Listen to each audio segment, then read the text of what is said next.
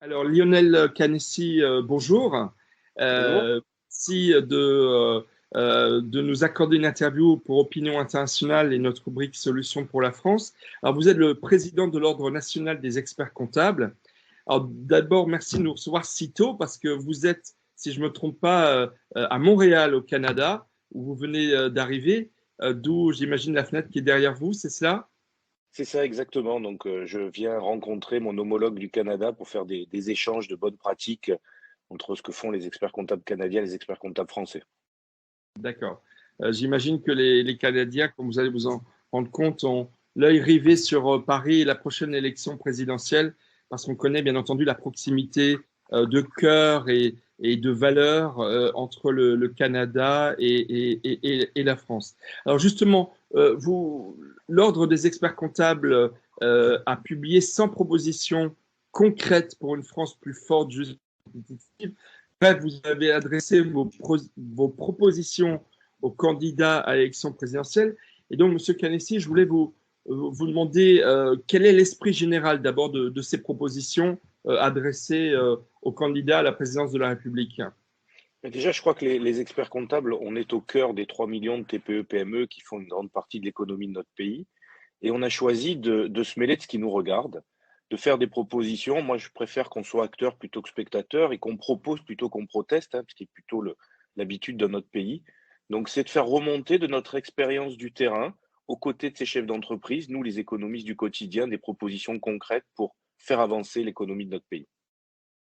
D'accord. Et si vous deviez résumer ces 100 propositions, quelles seraient-elles? C'est de libéraliser l'économie, c'est de réduire fortement les impôts, c'est de faire des entrepreneurs que vous êtes, que je suis aussi d'ailleurs, et que nous sommes tout de même nombreux, des héros de la société française derrière laquelle tout le monde devrait. En fait, c'est quoi, grosso modo, l'essentiel de ce que vous défendez comme proposition? Ben, on a voulu déjà dans un premier temps faire des propositions pour faciliter la vie de nos entrepreneurs. On ne peut pas avoir dans notre pays la même règle pour la multinationale de 400 000 salariés et pour le URL d'une personne. Donc déjà, comment on facilite la vie de nos entrepreneurs pour qu'ils puissent créer de la valeur. Après, on veut aussi les acculturer au digital et à l'enjeu de la durabilité. Je crois que c'est un enjeu important pour notre planète. Il y a aussi une grosse partie sur le modèle social. Comment est-ce qu'on sauve notre modèle social? Je crois que c'est un vrai enjeu, pouvoir d'achat, sécurité sociale. Et puis après, on veut aussi accompagner et dynamiser l'économie de nos territoires ultramarins parce qu'ils ont des spécificités et donc il faut qu'on ait des solutions issues du terrain. Oui, d'ailleurs, je note, mais on mettra le lien, bien entendu, pour nos auditeurs vers vos propositions. Mais il y a tout un chapitre, effectivement, sur les Outre-mer, également sur la Corse. Et je peux vous dire qu'il y a beaucoup d'acteurs de la société française qui ont oublié les Outre-mer dans leurs propositions aux candidats. Donc là, c'est pas votre cas.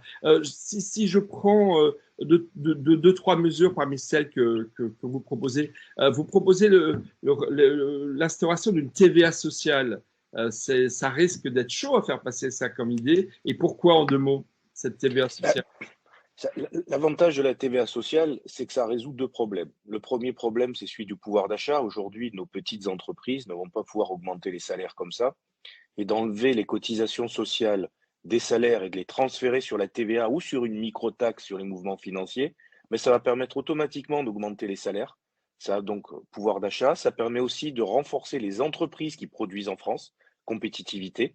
Et puis, ça sécurise aussi notre modèle social parce qu'on voit bien, on rentre sur le marché du travail de plus en plus tard, on en sort et on a une espérance de vie qui augmente. Donc, le financement de notre modèle social est en danger de transférer les cotisations sociales sur la TVA et sur une microtaxe, ça a l'avantage de sauver à la fois notre modèle social et d'augmenter le pouvoir d'achat des Français. Grosso modo, je trouve à la lecture de vos propositions, c'est que pour sauver le modèle social français, auquel vous dites être très très attaché, il faut un peu faire une forme de révolution. D'ailleurs, qui était un peu le titre du livre d'Emmanuel Macron il y a 5 ans, dont on peut peut-être douter qu'il a accompli toute la promesse, et c'est peut-être pour ça que d'ailleurs qu'il se représente. Mais vous voulez faire un petit peu la révolution, parce que par exemple, votre proposition numéro 71, vous voulez faire financer les droits généraux, la protection sociale, la famille, la santé, par des prélèvements fiscaux, parafiscaux. Donc, ça n'est plus les cotisations sociales qui financeraient la sécurité sociale. Est-ce que j'ai bien compris? Oui, oui, parce que notre problématique, en fait, aujourd'hui, c'est une base de cotisation. On a une population de 67 millions. On a tous les jeunes de 0 jusqu'à 25-26 ans, donc avec les études longues qui ne financent rien, mais qui en bénéficient. Et on a les retraités qui partent à 60, 62, 63, avec une espérance de vie jusqu'à 80, 82, des fois beaucoup plus, et qui financent très légèrement. Et donc, en fait, on fait supporter notre modèle social sur les actifs. Et donc, c'est pas tenable. Donc, soit on change le modèle de financement et notre modèle social sera pérennisé, soit on va aller petit à petit vers un système à l'américaine où il va falloir que chacun paye pour avoir des complémentaires, pour avoir une couverture sociale. Donc, je pense que si on veut sauver ce modèle social par répartition, il faut aller vers un changement du mode de financement. Mhm. Alors, petite mesure plus que symbolique, mais à laquelle, que nous défendons dans l'opinion internationale depuis longtemps, vous proposez de rendre possible le vote électronique dans les différents corps de la vie démocratique, dont notamment pour les élections politiques, j'imagine. Exactement. En fait, je crois que c'est quelque chose d'important, faciliter le vote. Aujourd'hui, il y a des moyens techniques pour le faire. Je prends les experts comptables. Quand on fait nos élections professionnelles, c'est un vote électronique. C'est sécurisé, c'est simple et chacun peut le faire. Je crois que si on veut régénérer, moderniser notre démocratie, le vote électronique est un préalable. Mhm. Deux dernières questions, Monsieur Canessi. Quel est votre regard sur cette campagne électorale? Tout le monde dit, enfin tout le monde non, mais quand même beaucoup d'observateurs disent qu'il n'y a pas en fait véritablement de campagne, qu'il n'y a pas de grand débat parce que l'actualité avec l'Ukraine et hier et peut-être bientôt le Covid ne l'a pas permis. Vous êtes d'accord avec ce constat? Oui, je suis complètement d'accord. D'habitude, quand il y a une campagne électorale, on est en capacité de dire pour chaque candidat, ou au moins les plus importants, quelles sont leurs idées phares. Aujourd'hui, en ayant une grosse appétence pour la politique, en suivant cette campagne, je suis incapable de dire, voilà, tel candidat, son idée phare, c'est celle-là, celle-là, celle-là. Je crois qu'on a l'impression que tout le monde enjambe la présidentielle et se projette sur les législatives. C'est un peu dommage parce que je crois que l'élection présidentielle, c'est aussi la rencontre avec le pays. C'est aussi le moment de tracer les 5 prochaines années, voire plus. Et c'est vrai que ça manque aujourd'hui, mais c'est vrai que le contexte international avec la guerre en Ukraine et aussi la Covid complexifie le débat. Sans proposition pour le prochain président de la République, est-ce que vous pensez qu'elles vont être mises en œuvre? Et s'il y en avait une vous paraîtrait particulièrement impérieux de mettre en place, quelle serait-elle? De toute façon, je vais tout faire, moi, dès que le prochain gouvernement est en place pour aller les rencontrer, comme j'ai fait depuis que je suis élu, pour faire de la pédagogie, expliquer pourquoi ces mesures iraient dans le bon sens. Donc, j'espère que quelques-unes seront reprises. L'an dernier, nous avons fait 50 propositions pour la relance, une quinzaine avaient été reprises. Donc, voilà, j'espère qu'on arrivera à ce niveau-là. C'est vrai que moi, s'il y en a une mesure que j'aimerais qu'elle soit reprise, et alors c'est vrai qu'elle est compliquée, elle est emblématique, c'est celle sur le transfert des cotisations sociales des salaires vers un autre financement, que ce soit TVA sociale ou microtaxe, bah, ça serait une vraie révolution pour le pays et ça tracerait notre modèle social pour les années à venir.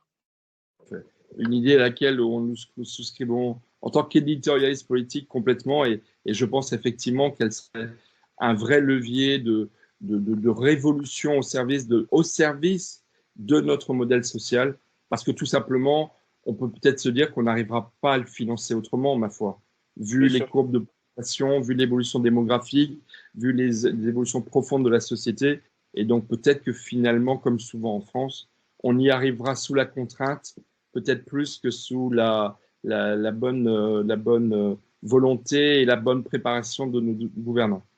C'est dommage parce qu'on voit les pays qui l'ont mis en place autour de nous, ça fonctionne. Mhm. D'accord. Bah, écoutez, on a fini à légère mention sur l'international. Opinion internationale, comme son nom l'indique, défend évidemment l'ouverture de la France sur le monde.